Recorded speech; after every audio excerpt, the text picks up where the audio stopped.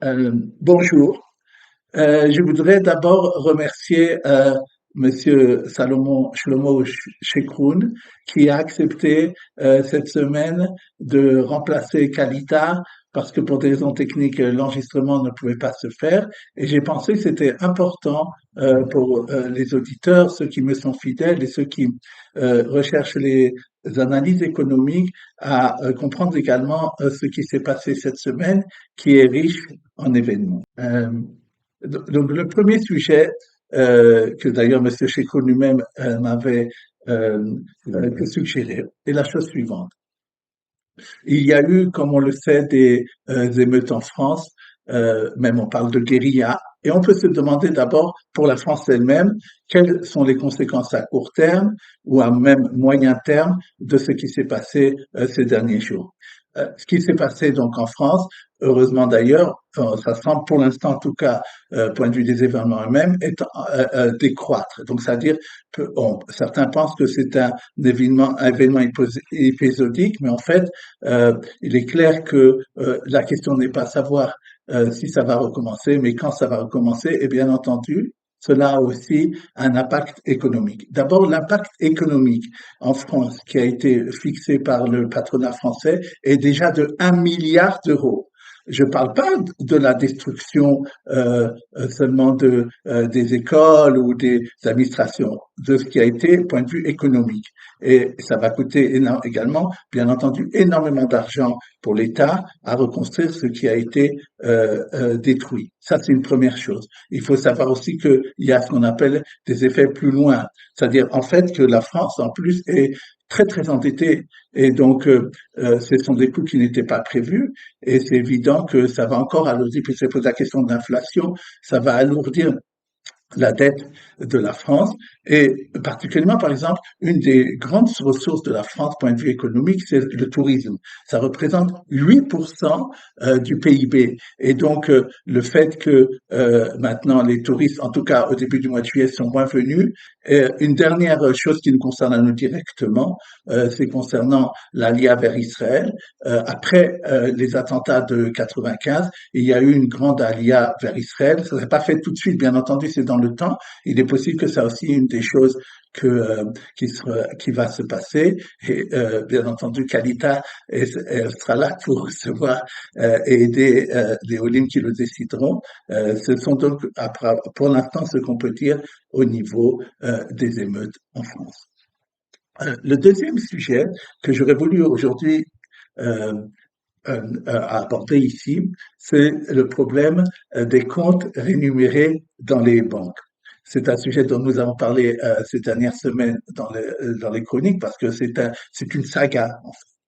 Et ce qui se passe, c'est la chose suivante, c'est que après les pressions de la Banque d'Israël et du pouvoir et des députés, etc., les banques ont lancé dans la presse, ont annoncé des mesures qu'ils prendraient pour rémunérer mieux les comptes courants des gens, des clients, et également peut-être faire des efforts au niveau des taux de crédit.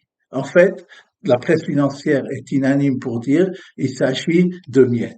En hébreu, on dit se moquer du pauvre. Pourquoi? Parce que d'abord, les taux qui ont été proposés sont très faibles, et ensuite, parce que surtout, il y a un plancher de 20 000, 25 000 shekels et tout le reste ne serait pas rémunéré. Ça coûterait, de toute façon, ces mesures-là que les banques ont annoncées, ça coûterait peut-être plusieurs centaines de millions de shekels, mais ça ne toucherait pas vraiment leurs bénéfices de façon extrêmement importante. Alors, la position de la Banque d'Israël officiellement a été de leur dire faites quelque chose, parce que si vous ne faites pas quelque chose, il y aura une alternative législative ou même du gouvernement. Par exemple, cette semaine, qu'il y a eu de nouveau, c'est que l'autorité de la consommation a dit, moi, je veux déclarer les banques comme un cartel. Et d'ailleurs, le ministère des Finances, il pense la même chose. Et ça voudrait dire quoi? Ça voudrait dire que il pourrait plus intervenir dans justement le taux qui serait donné aux gens de façon arbitraire et de façon régulière. La loi par cette restitution de la consommation. Mais en fait, les analystes financiers sont assez sceptiques sur cette chose-là. Le ministère des Finances lui-même a proposé quelque chose d'intéressant, de faire une sorte d'appel d'offres à toutes les banques. Voilà maintenant, quelle est la banque qui est d'accord de donner le meilleur taux pour les dépôts et de ça de l'appliquer à tous les banques. Mais de toute façon, ce qui se passe, c'est que c'est qu'en vérité, comme je l'ai dit, pour l'instant, on est très sceptique sur le fait que ça va changer parce que les banques sont quelque chose de très fort et que comment dire, les pressions pour semblent ne pas pour l'instant donner de bons résultats. C'est une affaire qu'il faudra suivre. Un autre sujet qui passionne les gens qui m'appellent et les olives, c'est la faiblesse actuelle du shekel. Oui. Alors, tout à fait. Vous avez signalé le chiffre psychologique de 4 shekels qui avait été déjà plusieurs fois passé pendant cette année. Il est arrivé, je crois, 4,05 cette semaine. Et alors, et le dollar surtout a redépassé 3,70. Il y a eu d'abord, point de vue conjecturel, plusieurs causes à cette chose-là. La première est le fait qu'il y a eu de nouveau ce qu'on appelle des velléités législatives concernant la réforme judiciaire. Et ça rend nerveux les marchés financiers. Et donc, ça pourrait expliquer cette hausse conjecturelle. C'est qu'en fait, on pourrait s'étonner, mais la science économique le connaît ça, que la force de l'euro, puisque c'est ça qu'on a parlé maintenant par rapport à shekel, ne correspond pas du tout à ce qu'on voit au niveau macroéconomique. D'abord, en Israël, ce qui est important, c'est le rapport dollar-shekel, mais par rapport, on pourrait encore plus s'étonner. Pourquoi je parle de l'euro? Parce que les chiffres qui ont été donnés maintenant en macroéconomie sur les pays européens sont catastrophiques. L'Allemagne, qui était la locomotive de l'Europe, elle est en récession et elle est en déficit commercial, ce qui s'était passé jusqu'à maintenant, ce qui n'était pas passé jusqu'à maintenant. Et la France a vu baisser sa note et les événements dont on a parlé au début de l'interview, ça va pas remonter la note. Et on peut donc s'étonner pourquoi l'euro reste si fort. En fait, ce qui se passe, c'est psychologique. Et les marchés pensent que la Banque centrale européenne va plus augmenter ses taux que va le faire la Fed. En Amérique, maintenant, les taux sont autour de 5-6%. En Europe, c'est autour de 2-3%. Maintenant, il vaut 2 fois mieux, c'est plus intéressant de placer d'ailleurs en dollars ou en shekel qu'en euros. Et donc, c'est étonnant pour une vie économique, ça arrive. Mais comme on pense que la Banque centrale européenne, comme elle le dit, sa chef, va continuer à augmenter, alors, il y a ce qui se passe à l'heure actuelle. Or, c'est faux. Parce qu'il y a déjà des pays qui sont venus dire dans des déclarations des chefs de gouvernement qui ont dit c'est fini. Nous, on ne laissera plus la Banque centrale européenne augmenter. La presse financière internationale s'est fait écho de ça. La question de savoir quand les marchés financiers verront cette chose-là arriver, c'est-à-dire que la Banque centrale européenne dira j'arrête, à ce moment-là, il y aura le retournement. Parce que l'économie a à terme raison. Et donc, moi, je le dis aux gens qui me demandent, oui, si vous avez 2 euros, vous avez tout intérêt maintenant à les transformer en shekel, en plus que sur le shekel, avec ce qu'on parle toujours, les SICAV monétaires en hébreu caspiote, vous pouvez avoir près de 5% libre tous les jours. Il y a eu une augmentation des dépôts sur les SICAV monétaires, caspiote en hébreu, est passé de 30 à 80 milliards, de 30 à 80 milliards cette année. Mais les banques font tout pour décourager les gens d'y aller, parce que c'est plus intéressant pour eux de donner des dépôts où les gens ont souvent que 2%. Pour ceux dont l'euro est fermé, ils reçoivent peut-être jusqu'à 2%. Donc, et en Israël, sur le shekel, sans problème, ils pourraient avoir maintenant plus de 5% dans les banques. Les caspiotes, les SICAV monétaires, bien qu'ils sont considérés comme un bien extrêmement sûr, puisque c'est investi pour la plupart dans la Banque d'Israël ou en dépôt des bancaires, d'après la loi, c'est considéré comme quelque chose pour lequel il faudrait un conseiller financier. Et donc, les banques disent, l'employé de la banque ne peut pas le faire, il faut que vous allez chez le conseiller financier, qui de toute façon ne vous reçoit pas si vous n'avez pas plus de 300 000 shekels. Je veux dire, il y a une volonté dans la presse et du gouvernement, il y a plusieurs solutions qui sont envisagées pour encore plus inciter les gens à aller il parle de centaines de milliards de shekels, je crois 500 maintenant, qui sont sur les comptes courants et qui pourraient aller sur le caspiote, qui sont libres jour le jour et recevoir donc annuellement 5%. Et on essaye, le gouvernement est en train d'envisager plusieurs solutions pour le faire. C'est une affaire. Oui, il y a d'abord, il faut savoir qu'il y a une plateforme digitale qui s'appelle Frey, qui est celui qui veut, il pourra s'adresser à moi par l'auteur de Calita, qui est très sûr, qui est régulé par la bourse, où n'importe qui peut acheter là-bas des casse-pilotes. Mais je pense que si les gens vont dans les banques pour le demander et qu'ils insistent ou de façon pour les avoir, je pense que les banques leur permettront de le faire. Souvent, Par Internet ou non? la plateforme dont je parlais par Internet, oui, oui, tout à fait. Ça s'appelle comment?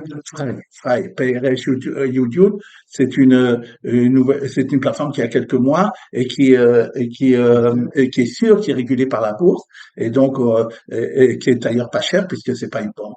Il y a beaucoup moins de commissions. Le dernier sujet est très important, je pense que je voudrais aborder, c'est le problème de ce qu'on appelle la retraite et plus simplement de la fin en hébreu, bitoar menali. D'abord, d'où vient ce mot, bitoar menali? En Israël, à part les fonctionnaires, le système n'est pas un système de répartition comme en France, mais un système de capitalisation. C'est-à-dire, on travaille et à la fin, quand on prend sa retraite, à l'âge légal, ou avant, ça dépend des circonstances, mais généralement à l'âge légal, on reçoit l'argent qui a été économisé et qui n'est pas donné en une fois, qui est donné suivant des calculs d'espérance de vie.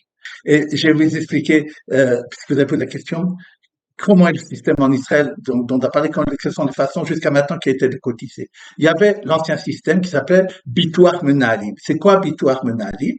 Ça veut dire en hébreu assurance des patrons. Pourquoi des patrons? Parce que dans les années 60-70, tous ceux qui étaient dans l'Aïstadou, c'est-à-dire les syndicats, avaient leur propre retraite, avaient une retraite d'ailleurs assurée à l'époque, et tous les autres qui n'étaient pas dans les statos, donc qui étaient soi-disant des patrons, on leur donnait un contrat qui était un contrat pour chaque personne. C'est-à-dire, il n'y avait pas de solidarité. C'est vous face à la compagnie. Alors, au début d'ailleurs, ces contrats-là étaient très très intéressants et permettaient même de savoir où on allait et combien on recevrait à la fin de sa retraite. De plus en plus, le ministère des Finances a beaucoup enlevé les avantages de ce bitoire menalim et a fait qu'il y avait plus cette rentabilité assurée et ça devenait un produit souvent qui était lourd, qui était cher, où il fallait payer d'autres frais de gestion et qui de plus en plus n'était pas compatible avec 90% des gens qui devaient cotiser. Alors, il y avait deux autres systèmes qui étaient des systèmes de solidarité, Keren Pensia, Coupat Kemel, et que là-dessus, on pouvait justement cotiser. Et jusqu'à l'année dernière, l'État assurait 30% de cet argent qui était cotisé. De quelle façon il l'assurait? En, en les faisant investir dans des obligations que l'État donnait, qui étaient indices des prix indexés, plus 5,5%. Vous ne pouvez pas voir ça sur le marché. Ça permettait aux gens, même si dans la bourse était mauvaise, alors pour les compagnies qui géraient ça, ils avaient cette possibilité-là qui permettait de donner aux retraités de meilleures conditions. L'année dernière, sous l'influence des fonctionnaires du Trésor qui voulaient plus payer ça dans le budget chaque année, il a été décidé de ne faire cette barrière qu'une fois tous les 5 ans. Après 5 ans, on va voir si vous avez plus perdu en bourse que de cette façon-là, et à ce moment-là, l'État sera d'accord d'indemniser. D'ailleurs, on s'attendait à ce que cet argent soit investi sur la bourse en Israël. À mon avis, d'ailleurs, je l'ai pas dit avant, c'est une des raisons souvent de la baisse du shekel à l'heure actuelle, parce que les institutionnels prennent cet argent-là, qui était avant dans ces obligations-là, et viennent l'investir en Amérique, surtout dans les bourses américaines du Nasdaq. Et donc, c'est ça, en partie d'ailleurs, qui explique la faiblesse du shekel. Pour revenir à notre sujet. Les fonctionnaires du Trésor ont donc convaincu les députés de stopper les victoires Menali. Sauf si quelqu'un a plus de 25 000 shekels par mois qu'il gagne, ce qui est assez rare par rapport aux gens. En disant, oui, ça devient moins intéressant que le reste, c'est trop cher, et donc C'est pour ça que ça va être supprimé. Mais pourquoi, en vérité, peut-être je suis une voix discordante, que c'était une mauvaise chose? D'abord, le choix est toujours bon. Il y a des fois des produits qui ne correspondent pas à des personnes. Je voudrais dire la chose suivante que les gens ne savent pas.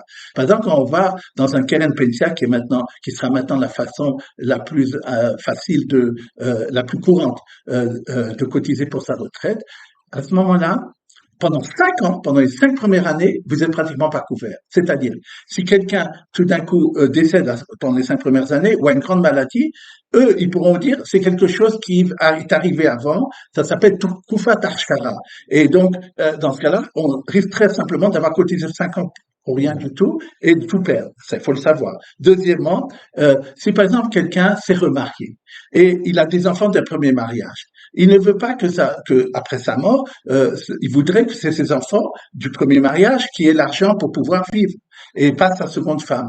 Et c'est impossible. Le Keren Pensia fait que c'est une pension de reversion qui est donnée à la femme qui reste et non pas aux enfants du premier mariage. Et donc ça aussi, pour des gens comme ça, c'était le Bitor Menalim était bien entendu mieux que le Keren Pensia. Ce que je voudrais dire là-dessus, c'est qu'en fait, à mon avis, et c'est très grave, c'est de la part des fonctionnaires du Trésor, le résultat d'une détérioration de façon sur une période très longue et consécutive de toutes les conditions de la retraite. Et c'est ça, en fait, cette fin de Victoire Menalim, et en vérité, c'est masquer tout ce que le Trésor a fait, qui a donné de moins bonnes conditions pour les gens qui pourraient partir à la retraite. Les assureurs ont essayé à la Knesset d'expliquer qu'il y a quand même des gens à qui ça pourrait correspondre. Il n'y a rien à faire, c'est ce qui est fait, et il faut soit à faire des investissements privés comme les gens le font, pour pouvoir faire ça, mais il n'y a pas les intérêts fiscaux qu'il y a dans les